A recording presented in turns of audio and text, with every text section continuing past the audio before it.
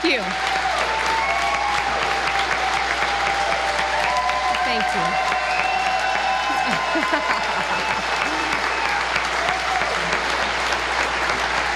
Thank you. Thank you. Lieutenant Governor Gilchrist, Speaker Chatfield, Majority Leader Shirkey, Leader Gregg, Leader Ananek, thank you. And members of my cabinet, members of the bench, and all of those of you who serve our state, thank you. I must say, everyone is looking fantastic tonight.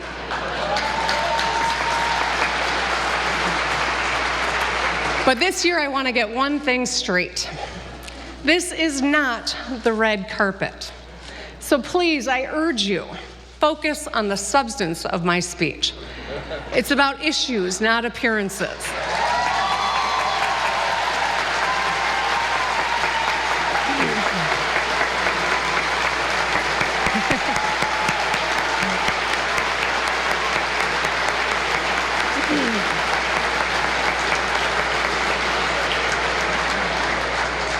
I mean, I don't care how distracting Senator Shirkey's outfit is. Cut him a break. Thank you for having a sense of humor. Tonight, I have the honor of both speaking on behalf of the people of Michigan and directly to the people of Michigan. So whether you are watching from home or you are in this room, welcome. I am glad that you are here.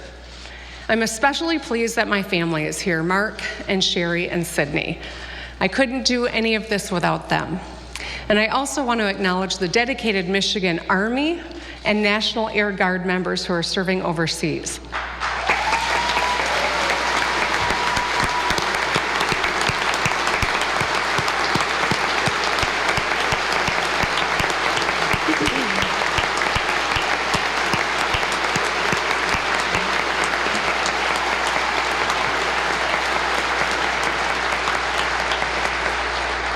As they represent our state and defend our country, we owe them our deepest gratitude.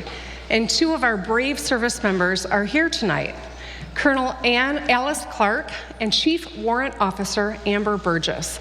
Thank you for your service.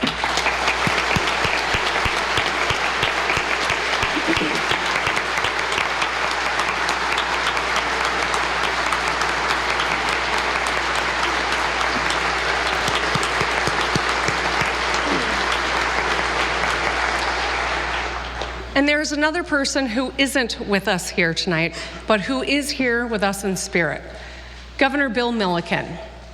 You know, he didn't just leave a legacy, he lived a legacy. And the reason is simple. Governor Milliken brought people together. He was a passionate moderate back in the days when that wasn't an oxymoron. He knew the real enemy wasn't on the other side of the aisle. The real enemy was doing nothing. In the governor's memory and overlooking the beautiful waters he fought so hard to protect, we will break ground on the Milliken Visitor Center at Arch Rock on Mackinac Island this year.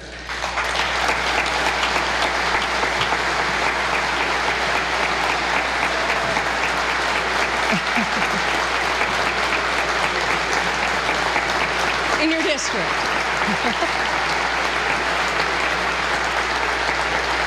Stay on your feet. Please stay on your feet because his son, Bill Milliken Jr., is here with us tonight.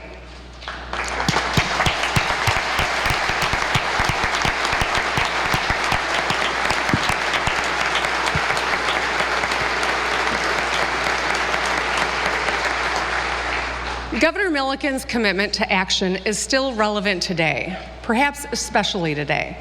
If you don't believe me, ask our kids. Ask 13-year-old Monty Scott, who is sitting right up there with his mom, Trinell. Monty lives in Muskegon Heights, and his neighborhood was plagued by potholes. Potholes were almost an ankle deep, and after some expensive car repair bills, he got tired of waiting for the adults in charge to fix them. So Monty took action. To the delight of his neighbors and his mom, he grabbed dirt and a shovel from his backyard and filled them himself. When I met Monty, he told me his dream is to go to college and to run for mayor. I wouldn't be surprised if Monty is giving this speech one day.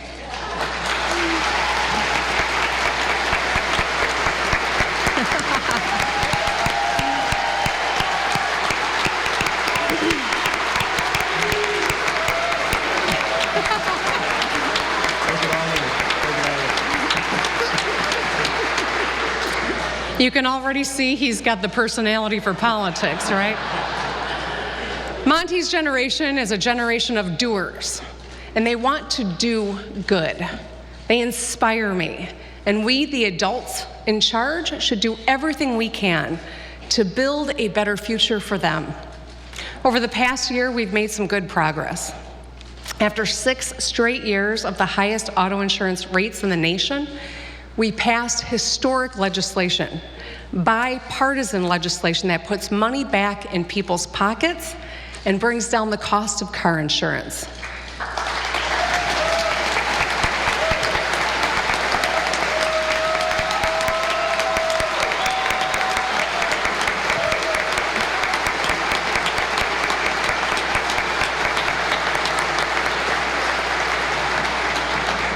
In doing so, we preserved quality coverage options, we strengthened consumer protections, and most importantly, ensured an average rate reduction for the next 8 years. And this has already resulted in the Michigan Catastrophic Claims Association lowering its fees, which will save drivers at least $120 per car this year. That's progress.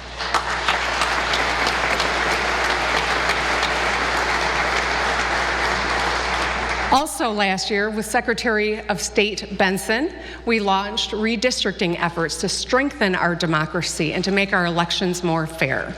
And with Attorney General Nessel's leadership, we're holding companies that profited from peddling opioids and corporate polluters that put harmful PFAS into our water accountable. We have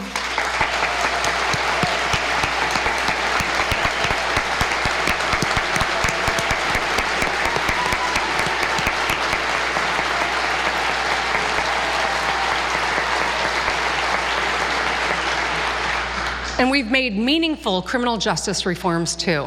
We have a new law that will raise the age for juvenile offenders from 17 to 18. And last year, Lieutenant Governor Gilchrist and Chief Justice McCormick co-chaired a bipartisan task force focused on our county jails. It will help make us real reforms in our criminal justice system. And by the way, last year, Garland became the first African-American lieutenant governor in our state's history to sign a bill into law.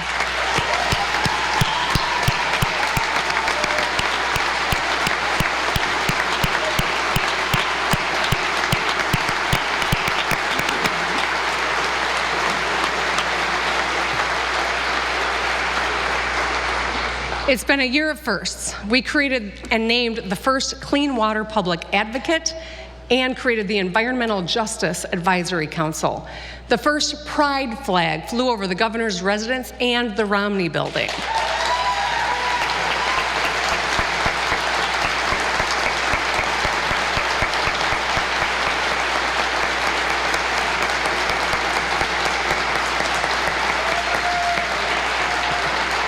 I hosted the first Diwali celebration and iftar dinner during the month of Ramadan at the residence.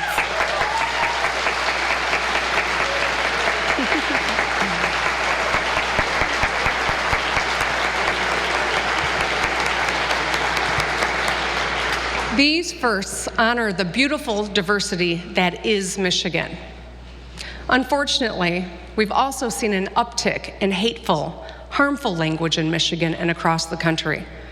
A lot of it starts in Washington, D.C., and now it can feel like it's working its way to Lansing. Whether it is misogyny in the workplace or it is threats of violence online, it is unacceptable.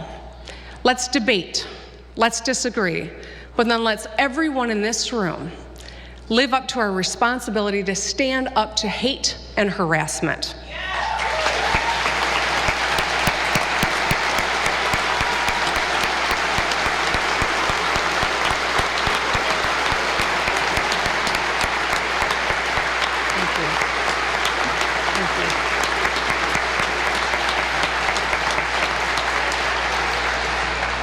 Remember that our children are watching. In Michigan, diversity is our strength. Doing is our strength. So my friends, thank you, Representative. So my friends, what are we going to do in 2020? Well, I say let's take a cue from Monty and dig right in. Anyone watching the national debate right now has heard a lot of talk about plans. Well, when it comes to tackling Michigan's problems, I have got a plan A and a plan B. Plan A was simple. It was in my budget last year. When I spoke to you then, I told you I was rolling up my sleeves and ready to work with anyone who's interested in solving problems. I still am. But we can't afford to wait. Over this year, I made tough decisions that didn't make some of my friends happy, and it was not easy. But leadership requires tough choices. Leadership means coming together around a significant problem and working through it. And sometimes we don't make our friends happy. I had hoped that the legislative Republicans would follow suit on other tough issues in order to move Michigan forward together. They haven't, but I am still hopeful. Michiganders are hard-working people. They expect results. They deserve leaders who will work hard and get things done. They won't accept excuses, and neither will I. I am not here to play games.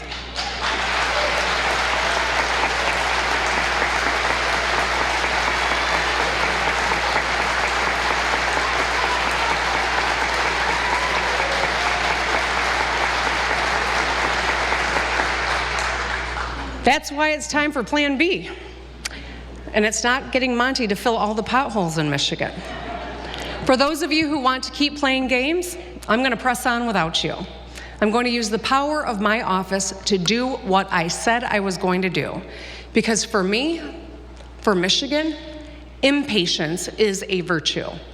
No more waiting around to fix our roads or improve our schools or strengthen our families. The people of Michigan are counting on us, and it is time to act. And it starts here and in this room. Tonight's speech will be shorter than usual. Believe me, the people of Michigan don't want more ceremony. They want concrete action. And sometimes they just want concrete.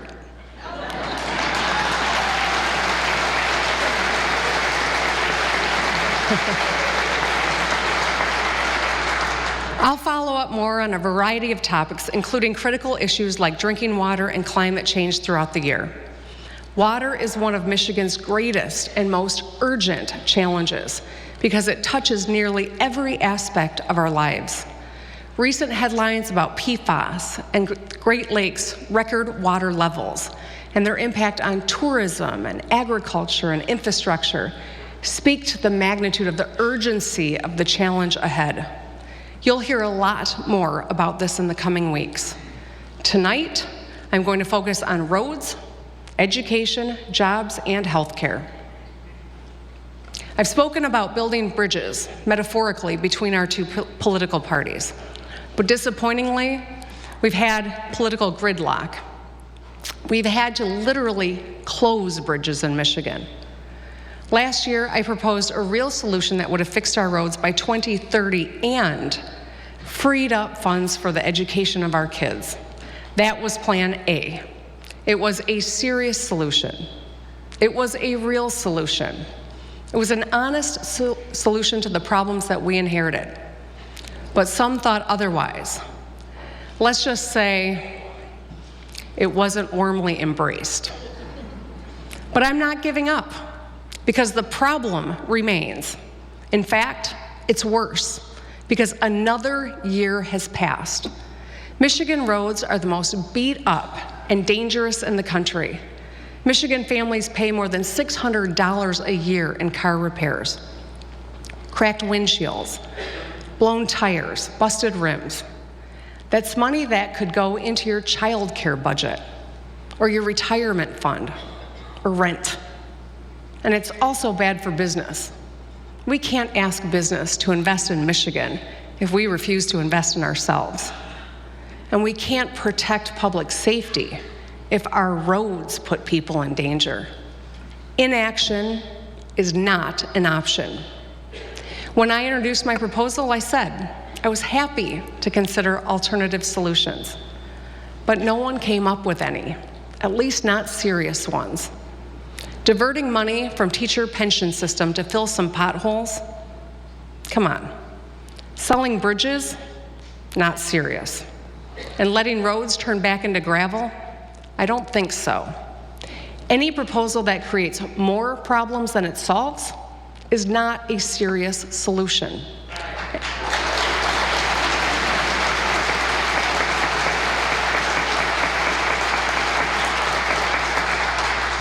And so it's time for Plan B, executive action.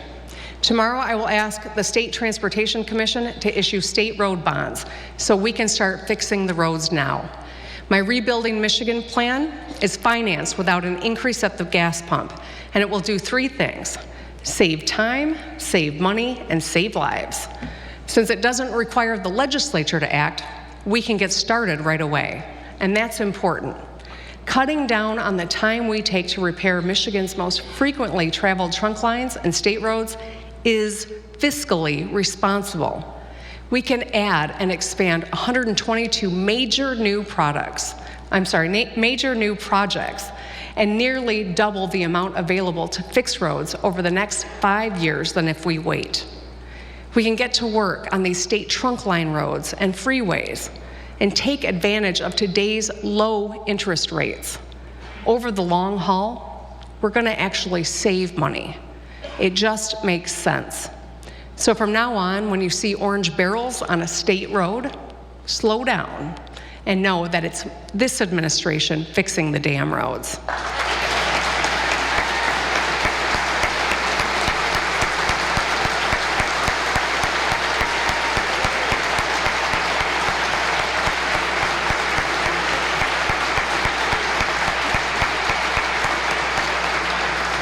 But let me be clear, these new projects will only address the worst of our most highly traveled state roads. We still need the legislature to come up with a real, long-term solution to fix the roads. So the next time you're driving down your local street and hit a pothole or see a bridge closed, call up the leadership in this building and encourage them to act.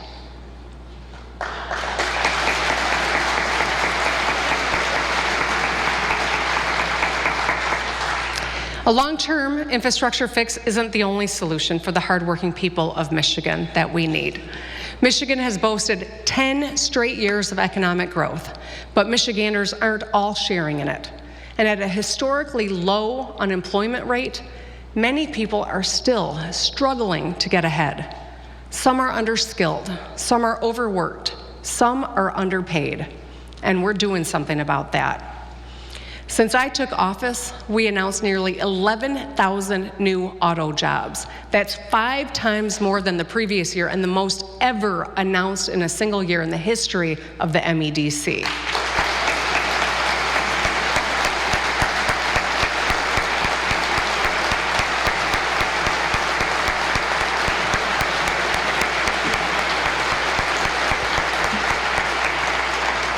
Our deal with Fiat Chrysler is one of the nation's largest automotive assembly plant deals of the last decade, adding over 6,000 jobs and generating $4.5 billion of investment. And for the first time in 30 years, the opening of a new assembly plant in Detroit.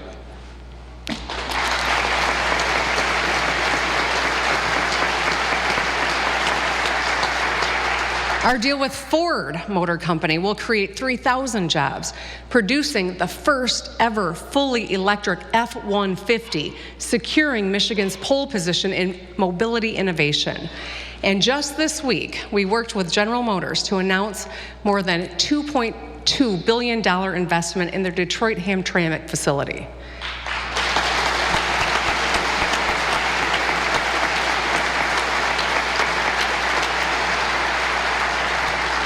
I know you remember a year ago that plant was on the closure list, and now we're adding 2,000 new jobs for Michiganders.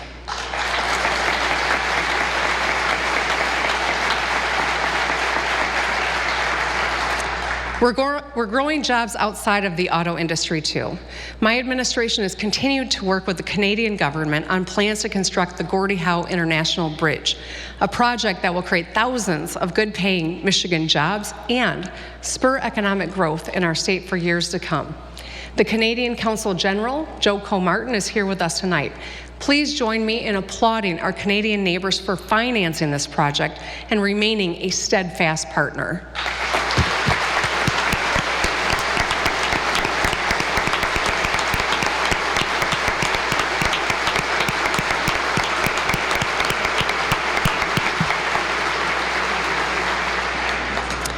But the truth is that many Michigan residents have a job. The problem is many have to have more than one. And 43% of our neighbors cannot afford basic expenses like food and housing. That means on a block with 5 families, at least 2 of those families are barely getting by. Michiganders need stability and better pay so we can save more. We should be able to take time off when our kids are born and afford childcare when we're ready to go back to work. We need employers who invest in a strong workforce. Take overtime protections. When I was growing up, if you worked more than 40 hours a week, you were paid overtime. It was that simple. It should still be that simple. If you're working extra hours, sacrificing time with your loved ones on behalf of your employer, you deserve to get paid for that.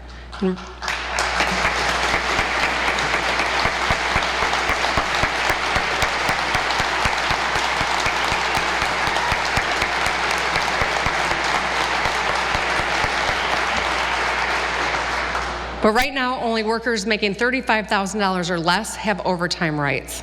That threshold is too low. And as it stands, only 1 in 6 salaried workers in Michigan benefits. So I've directed the Department of Labor and Economic Opportunity to expand the right to overtime pay to tens of thousands of Michigan workers. If you're on the clock, you deserve to get paid.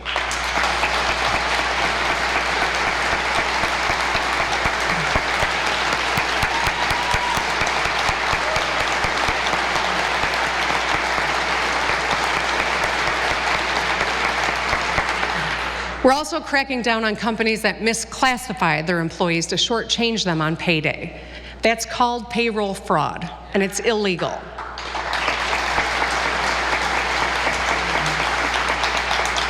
So while most of our employers do right by their employees, there are some that don't, and I am determined to make sure the hardworking people of Michigan are respected. Thank you. Let's keep rolling. So, protecting our workforce is one step. Preparing our workforce is another, and that starts with our kids. Michigan ranks in the bottom 10 states for overall literacy. We're doing something about that too. This year, we're doubling down on the commitment to invest in early literacy. We're working to make pre-K universal for kids living in districts where test scores are low or poverty is high. And we're providing better access to child care.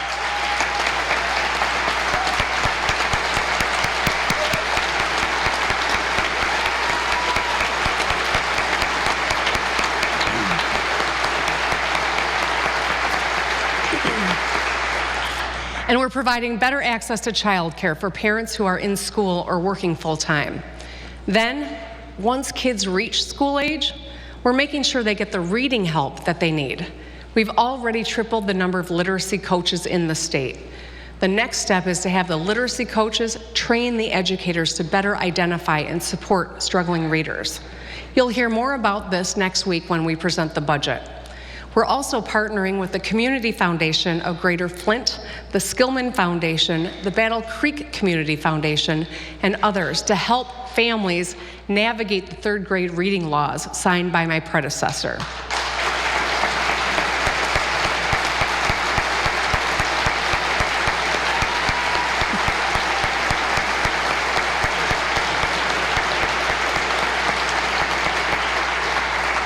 This punitive law could be a nightmare for families, and this initiative will give parents and students the resources and support they need to get through it.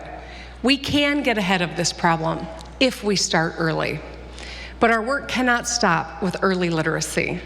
All Michigan students should have the opportunity to go to properly funded schools. The one-size-fits-all approach does not work. Any teacher can tell you.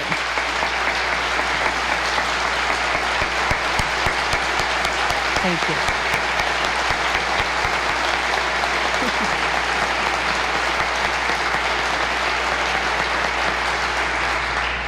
Any teacher can tell you that every student has potential, but their needs are often very different. This year, together, we moved forward on an equitable funding formula. We did that together. And equitable funding is essential to meeting the needs of our at-risk students and students with special needs, ensuring that every child gets the skills to graduate and succeed in our workforce.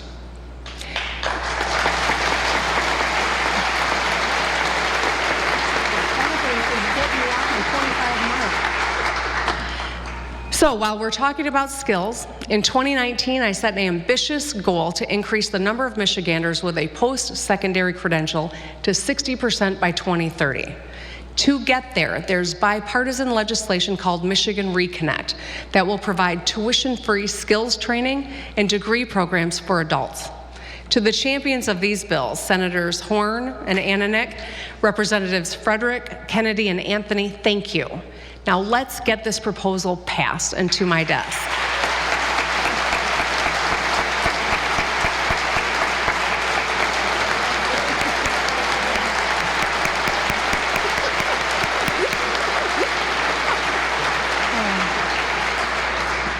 Our business community supports Michigan Reconnect, and here's why. We have over 100,000 in-demand jobs to fill. These are good-paying jobs, jobs in construction and IT and advanced manufacturing, but they demand specialized skills training. Meeting our goal and filling these jobs depends on more than just passing a bill. It depends on our young people. So, to Michigan's high school seniors, including mine, I have 2 words: keep going. Make a plan for after high school. Find a program that is a good fit for you, whether it's a union apprenticeship program, a community college, or a university. And please, class of 2020, fill out your FAFSA form.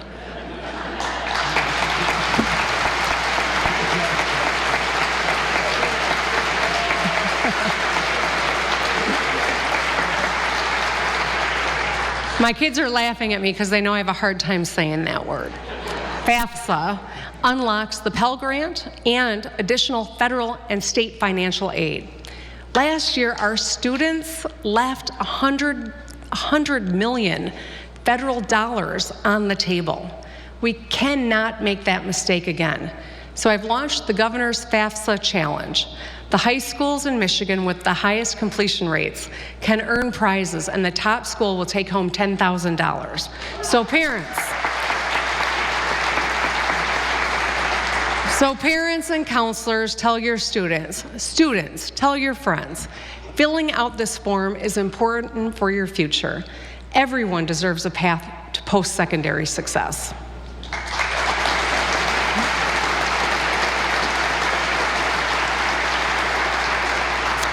And everyone deserves access to a quality, affordable health care.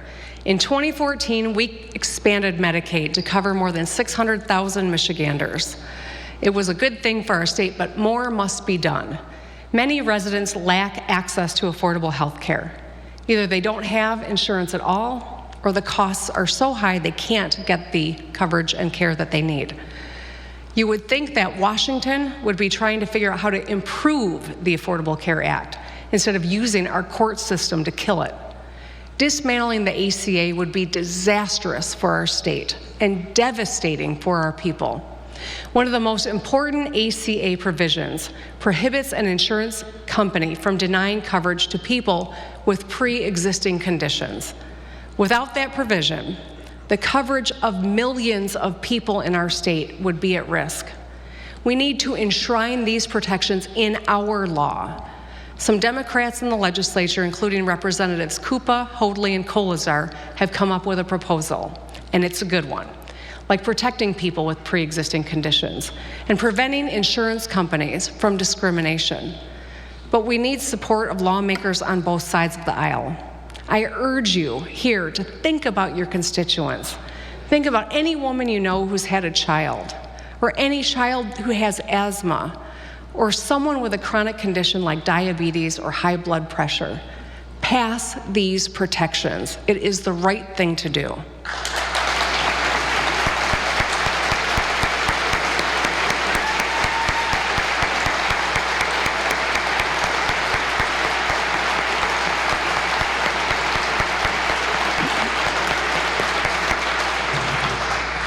And we need to prevent health crises too. And on that front, we've made a lot of progress.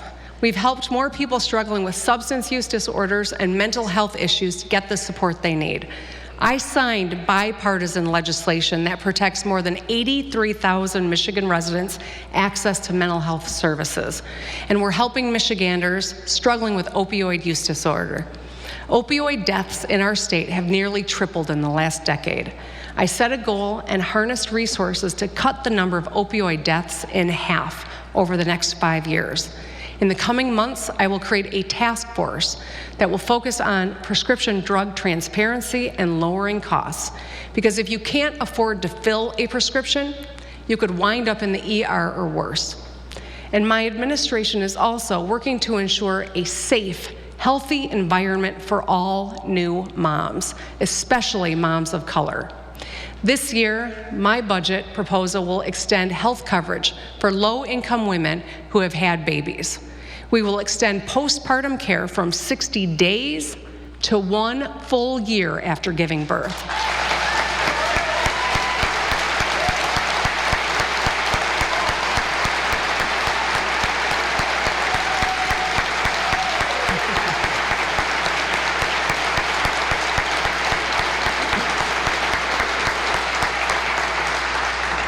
Move up a woman's first postpartum visit to within 3 weeks, with a comprehensive visit within 12 weeks. This will help new moms heal and work through postpartum depression and anxiety after giving birth. We'll let a woman choose her birth control that works for her.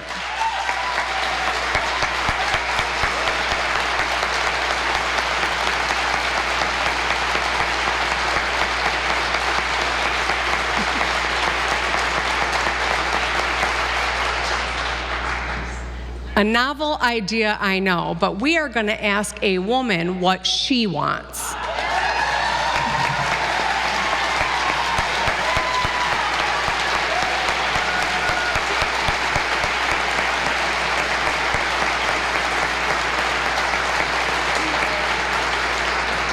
We will ensure she can get it in one visit, and we will provide coverage for it. We'll increase access to treatment for substance addiction and mental health services that work for moms. And we will expand access to home visiting programs.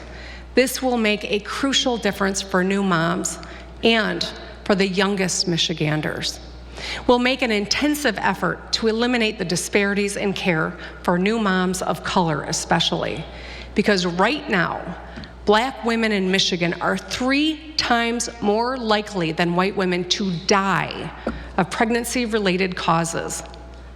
That is a staggering disparity. So I'm working with Michigan's medical community to address it.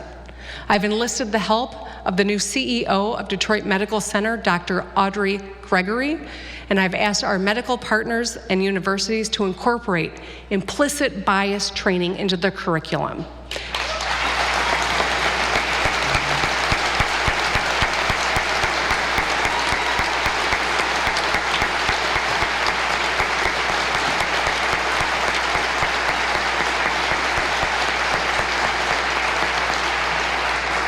So that as people of color seek health care, they'll be treated with equal dignity and respect, which will yield better outcomes. Dr. Randolph Rash, the Dean of the Michigan State University College of Nursing, who is here tonight, will head up this effort. Both Dr. Gregory and Dr. Rash are up here in the gallery with us tonight.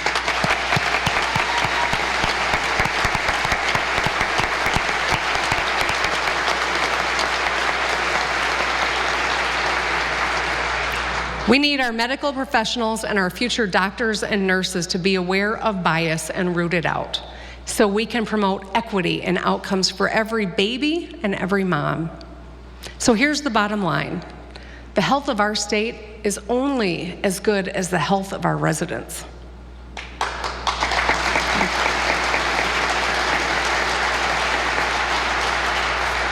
I want to end where I began.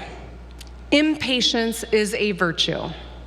Sure, it's good to be patient when you're waiting in the line at the grocery store, or when you're on the phone with customer service, or when you're a Lions fan. But not now. Not when people's lives and livelihoods are at stake. Not here in a state that faces challenges from pocketbooks to potholes, where our road conditions prove that waiting to act only makes things worse. In 2020, in Michigan, we can afford to be a little impatient. We need to be a little impatient. In the blink of an eye, my daughters will be off to college and then joining the workforce. And the same goes for Monty and for all our kids. Let's fight for them, not with each other.